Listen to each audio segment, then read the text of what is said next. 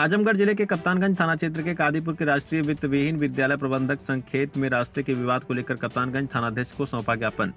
आजमगढ़ में राष्ट्रीय वित्त विहीन विद्यालय प्रबंधक संघ ने रास्ते के विवाद को लेकर कप्तानगंज थानाध्यक्ष को ज्ञापन सौंपा।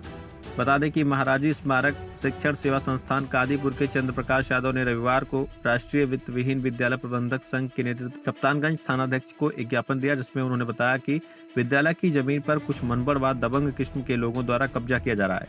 इस संदर्भ में जिलाधिकारी आजमगढ़, वरिष्ठ पुलिस अधीक्षक आजमगढ़, उप जिलाधिकारी को भी शिकायती पत्र दिया गया। चंद्र प्रकाश यादव ने बताया कि मेरी बेनामेदार जमीन पर अंगद, अनुराग, आशीष आदि के द्वारा जबरन कब्जा किया जा रहा है।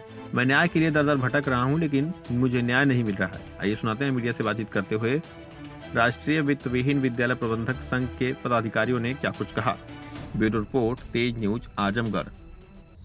मैं राकेश कुमार श्रीवास्तव, राष्ट्रीय मीडिया प्रभारी, राष्ट्रीय वित्त विहीन विद्यालय प्रबंधक संघ। आज हम सभी लोग थाने पर, कप्तानगंज थाने पर आकर के अपने संगठन के तरफ से, अपने संगठन के एक पदाधिकारी भाई चंद्र प्रकाश यादव जी के विद्यालय के नाम से जो भूमि रजिस्ट्री है, उस भूमि पर जाने आने के लिए जो रास्ते का विवाद चल रहा है, उसी को संबंध में लेकर के हम लोग आज यहाँ पहुँचे हैं। और हम सब लोग इस आशा के साथ आए हैं कि अगर उसमें जितने भी बेनामेदार हैं तो सबको रास्ता चाहिए। तो हम लोग केवल एक ही मांग करते हैं कि सबको जितना जिसका रेशियो बनता है, उस रेशियो के आधार पे रास्ता दे करके और इस विवाद को जितना जल्दी हो सके उसको समाप्त करने का प्रशासन कार्य करे। जब आप अपने हक की लड़ाई लड़ रहे हैं, अपने हिस्सा की मांग कर रहे हैं, तो क्यों नहीं आप लोगों को हो पा रहा है? क्या निष्क्रियता यहाँ देखने को मिल रही है? अब ये तो प्रशासन शासन के स्तर की बात है। हम अपनी बात रखने के लिए प्रतिबद्ध हैं, अपनी बात रख भी रहे हैं, चाहे वो जिलाधिकारी महोदय के यहाँ हो, कोर्ट में हो, चाहे एसडीएम साहब के यहाँ हो, चाहे एसपी साहब के यहाँ हो, या फिर आपके थाने पर हो। हर जगह हम अपनी बात को प्रमुखता से उठा रहे हैं।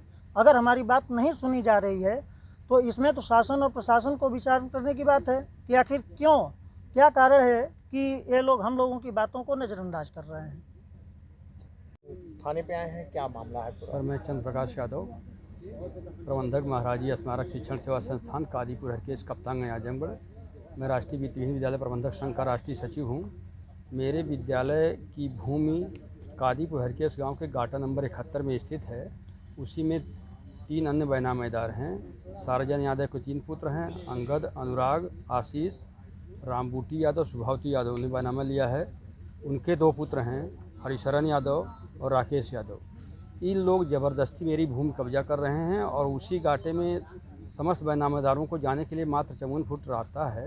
उसमें मेरा अंश के हिसाब से 14 से 15 फुट बनता है और एक बैनामेदार का 5-6 फुट बनता है और शेष एक बैनामेदार का है। मैंने कहा जितना मेरा अंश बनता है उतना मुझको फ्रंट दे दीजिए, मैं अपनी भूमि पर पहुंचने के लिए, विद्यालय निर्मित करने के लिए मुझे कोई दिक्कत नहीं होगी। लेकिन ज़बरदस्ती वो लोग इस चीज़ को नहीं मान रहे हैं और भूमि पर कब्जा कर रहे हैं। मैंने जब वहाँ पहुँचा, प्रतिरोध या विरोध करना शुरू किया, मना किया, तो मुझको जान से मारने की धमकी देने लगे। मैं तब थानाध्यक्ष महोदय की शरण में आया और कहा। थानाध्यक्ष महोदय ने इस बात को संज्ञान में लिया, वहाँ काम को रुकवा दिया उन्होंने। ज़बरदस्ती 7:30 बजे से 40 लेबर 45 लेबर लेकर के काम करना शुरू कर दिए थे और तीनों ओर से घेर रहे थे और लगभग 15-20% काम पूरा कर चुके थे। इसके पहले 7 तारीख को शाम को रात के अंधेरे में 7-8 बजे अपनी डिजायर गाड़ी की लाइट जलाकर उन्होंने घेरना शुरू किया था। उस समय मैंने विरोध किया, किसी तरह काम रुका। चूहे बिल्ली की तरह काम करते रहते हैं। थानाध्यक्ष महोदय से कहता रहता हूँ, लेकिन काम रुकता नहीं है, फिर काम हो जाता है, फिर हो जाता है। इसके संदर्भ में मैं इस बात को लेकर माननीय जिलाधिकारी महोदय, आदरणीय एसएसपी साहब, एसडीएम सगड़ी को सूचना दे दिया, सब कुछ कह दिया। सब लोगों ने बात टालते रहे। एसपी साहब ने कहा कि एसडीएम सगड़ी से संपर्क करिए। जिलाधिकारी महोदय ने कहा मैं एसडीएम को लिख दे रहा हूँ। एसडीएम साहब कहा मैं उसको यथास्थिति बरकरार रखने का आदेश ही नहीं दे सकता। अब मैं कहाँ जाऊँ, मेरे समझ में नहीं आ रहा है। मैं अब विवश हूँ कि मुझे कोई ऐसा कार्य न करना पड़े जिससे हिंसा या कोई ऐसा कुछ हो। मैं इसीलिए कि ऐसा कुछ ना हो, मैं थानाध्यक्ष महोदय के संपर्क में आया। इन्होंने कहा है उस पर संज्ञान लूँगा और कार्रवाई नहीं हो रही। मैं आप सभी मीडिया के भाइयों से चाहता हूँ कि संबंधित अधिकारियों से कि यहाँ ये बात पहुँचाएँ और उनसे कहें कि इस मामले को गंभीरता से लेते हुए कोई हिंसा ना हो, आगे कोई इस प्रकार की ऐसी बात ना हो कि पश्चाताप करना पड़े, और इस पर कार्रवाई होनी चाहिए। और उस घाटे में आने जाने के लिए जो निर्धारित भूमि है उस पर जितना जिसका रकबा बनता है उसमें अंश के हिसाब से सबको उतना प्रतिशत भाग आगे देते हुए और मामले को समाप्त करें, ताकि कोई हिंसा ना हो और प्रशासनिक भी कोई प्रतिरोध ना हो। और हमारे प्रबंधक बंधु हमारे साथ आए हैं, मैं सब लोगों को धन्यवाद देता हूं। हमारे प्रबंधक बंधु भी हमारे साथ दिए, सबको मैं धन्यवाद देते हुए अपनी बात समाप्त करता हूं और चाहता हूं। कोर्ट में भी चल रहा है मामला, हाँ जी सर, ये मामला दीवानी न्यायालय आजमगढ़ और आदरणीय जिलाधिकारी महोदय के यहाँ धारा 30(2) के तहत मुकदमा भी चल रहा है, लेकिन इसको वो लोग नहीं मान रहे हैं, कानून व्यवस्था को लोग हाथ में ले रहे हैं। और मैं आदरणीय थानाध्यक्ष महोदय से भी कई बार कह चुका, लेकिन इसमें भी शिथिलता बरती जा रही है।